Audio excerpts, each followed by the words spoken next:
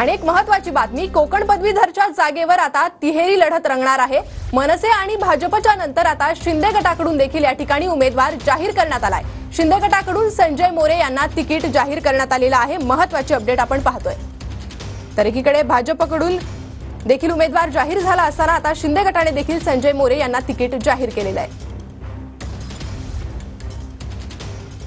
तिहेरी अशी लढत या ठिकाणी होताना दिसते। मनसे आणि भाजपच्या नंतर आता शिंदे गटाकडून उमेदवारी ही जाहीर करण्यात आलेली आहे।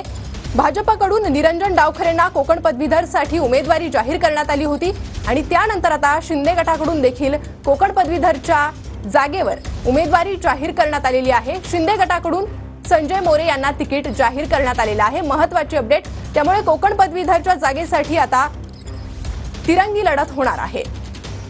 तर कोकण पदवीधरच्या जागेवर आता तिहेरी लढत रंगेल।